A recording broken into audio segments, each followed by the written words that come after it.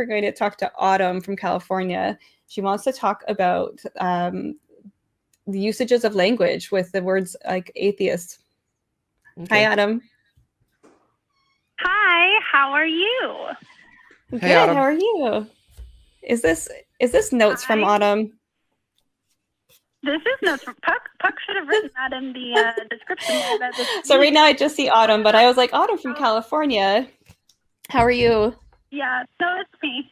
Good. I came to talk about the fire that was on Twitter this week over the definitions of atheism. I wanted to get your guys' thoughts on that because I definitely have a few takes on it because I feel like there was this movement to get people to start using the word atheist, and a more gentle or humble definition was proposed for like the average layperson or the average atheist to use, which is a lack of belief in any gods, right?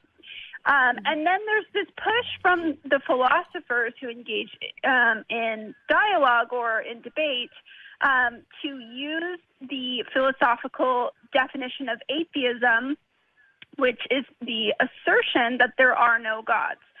I, for one, have no problem with this being done in the field of philosophy.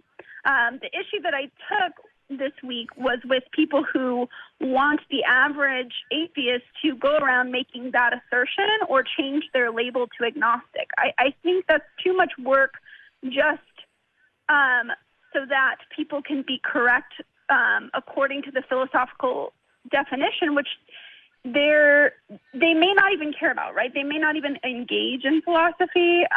And I'm all for being an honest interlocutor, right? So, like, if you do have the position that you, like, for one thing, I am Gnostic on the Christian God. I will say the Christian God doesn't exist. Christianity is not true. And I'm all for being honest and not hiding the ball on that. And I think that's what a lot of philosophers are trying to avoid is like atheists looking dishonest and hiding the ball when they're saying that they lack belief. But then they talk out of the other side of their mouth and they say like, but, you know, Christianity's bullshit or something of the sort. Do you guys have some thoughts on that? Yeah, I've got thoughts on it. So I feel very similar to you, Autumn, with that. I also became like, I also started using the term atheist after being convinced that we needed to start using this term to, you know, kind of remove the stigma of non-believers. And I knew that I had a stronger position than just agnostic. I believed that the Christian God was not real, along with several other gods that I was aware of. But I was kind of surprised when I got onto the, you know, the community, or like the dialogue online, to see that there was such a bitter fight going on between other atheists. And honestly, it comes a lot from the Christians too. The Christians and the other theists want us to use the term agnostic often.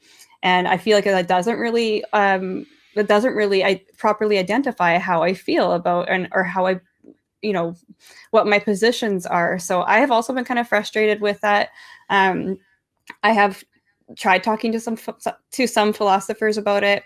I have vented my frustration that it feels kind of a little bit like elitist to tell all lay people that they have to use these like proper philosophical terms. And I think that like using the word atheist in the way that I have been has been a good thing as far as getting my position correctly when people are talking to me.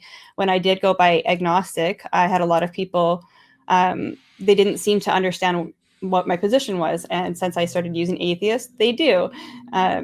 But I do feel agnostic on some types of God concepts. So it's a thing that requires conversation. It requires a little nuance. So it requires a little going a little further. So yeah, I've been frustrated by the conversation too. And I don't really care what people call themselves. Go ahead. Sorry. Right. No, it's okay. There's a delay. So you had paused and then I was saying, and I think it requires being charitable too. Like, I think theists are incentivized to not be charitable to atheists when they say they lack a belief in like a prime mover type of God, because they want atheists to make the assertion that there are no gods. So they're on the same playing field as far as, the burden of proof. So I think they're incentivized in that way. And I also think they're incentivized by narratives within the church that atheists are just generally dishonest and not, that they're hiding the fact that they truly do believe in God, or that they're hiding the fact that that they truly don't with the lax theist position. Like they're just going to find a way to poison the well because that helps them protect their core beliefs. So I think that's one way that theists are incentivized. And then I think you're right about some of the elitism. Is that the word? I don't know. Some of the gatekeeping on the atheist part, because for some people it's an intellectual exercise. And for other people, the atheist label is not, it's not anything intellectual. It's just trying to describe their position, the fact that they maybe deconstructed a religion that they grew up in. And I mean, I'm not to say that those people aren't intellectuals, but they're not trying to do debate me bro kind of stuff. Yeah. They're just trying to be a person who's best describing with a word their position. And so I do like atheist as an umbrella term for that reason, because it helps connect people under this label to find content that's suitable for them. It helps people in deconstruction and reconstruction in online communities using this keyword. So I'm all for it. Any further thoughts? Yes, a lot. I actually, ahead, I'm glad you called on him, because I actually saw that conversation on Twitter, and I was going to jump in, and then I got distracted with something else, so I didn't. But first of all, these quote unquote philosophers run from anyone who calls himself a philosopher. First of all, there is so much elitism in that community or that ideology. And I'm not going to let any quote unquote philosopher tell me what I have to call myself. They can go fuck themselves if they think they should or could do that. That's my opinion about that. And I'm very, in case you're wondering. Secondly, the term atheist, as I understand it and as I use it, is simply a response to the God claim. It's not a position. It's not. I try to make this distinction. An atheist is not claiming there is no God. And if someone is saying that if you're going to call yourself an atheist, you have to make the claim that there's no God, that's bullshit. It's just a response to a theist claim. When the theist says there's a God, my response is I'm atheist. I don't see evidence for a God, and until I do, I'll take that position to that claim. In terms of who we all are, the word agnostic just simply means we don't know. So in that sense, we're all agnostics, because we really, at the end of the day, we don't know. There could be a God of some kind out there, and I'm not going to take the position that I categorically say that there's not, because then I have to prove that there's not. And I don't want to put myself in a position of have to back up a claim that I can't prove. So I'm simply responding to someone else's claim. And I don't see evidence for a God of any kind, whether it's the Christian God or any other God. And until someone can bring compelling evidence for that, I'm going to continue to hold to that position. So I would call myself an agnostic atheist. And to speak to that term atheist, the reason that I try to use it very deliberately is because it has such negative connotations. And it's a bad word to so many people.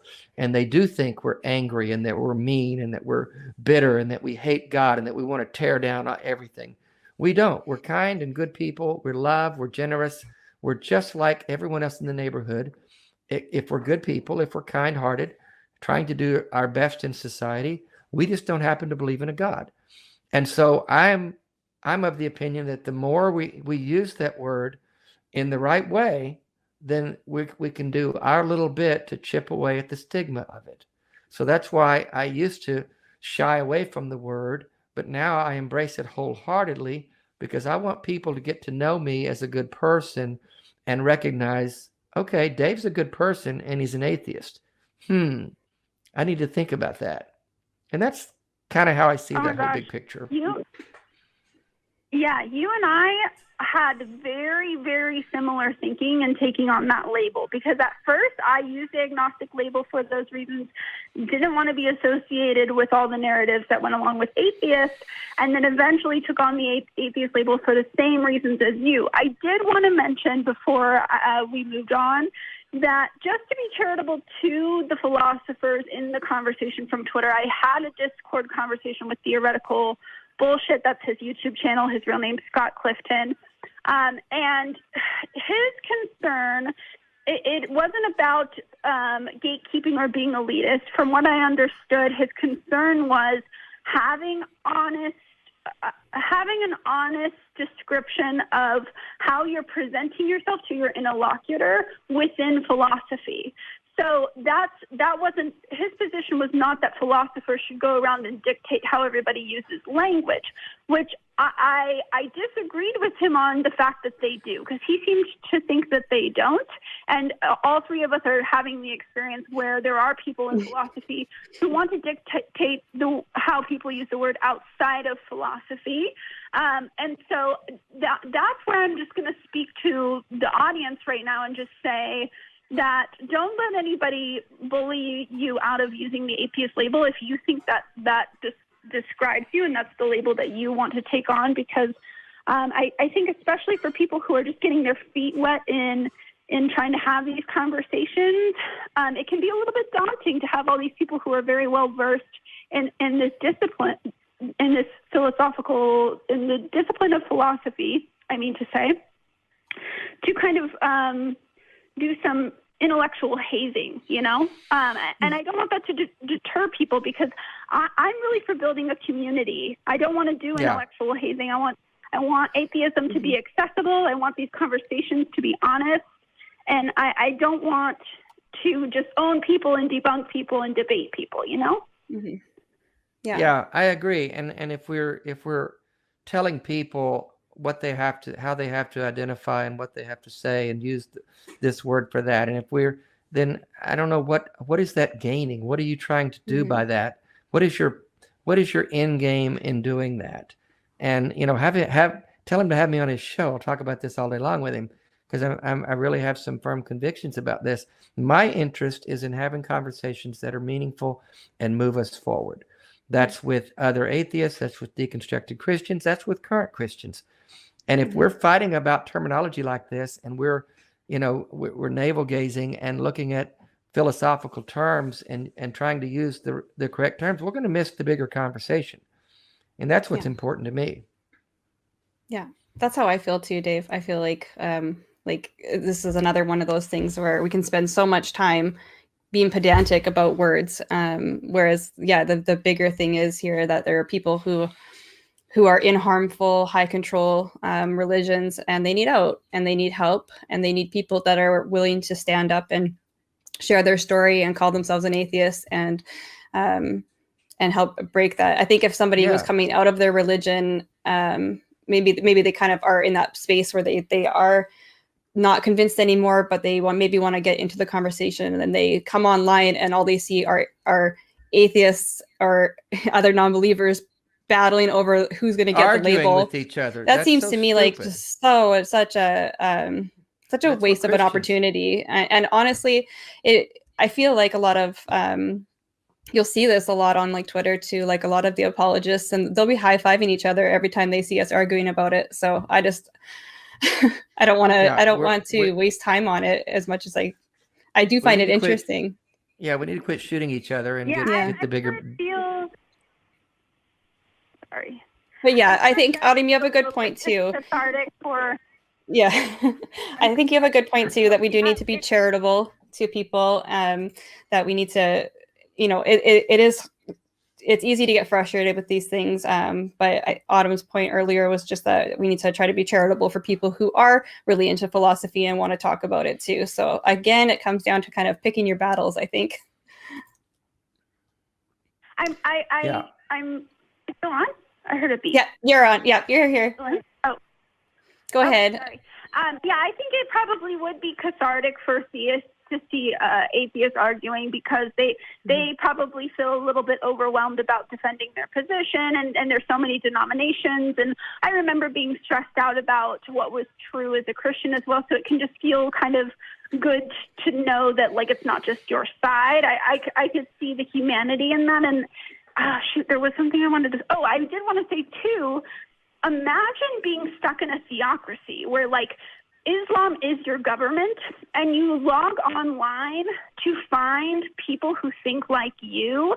I just want a term that's accessible to those people, and I don't want those people that deconstruct Islam in another country that are feeling isolated to feel like they have to make an assertion that there are no gods after they've deconstructed their religion, or that they have to abide by a certain label or definition to find community and to have these conversations.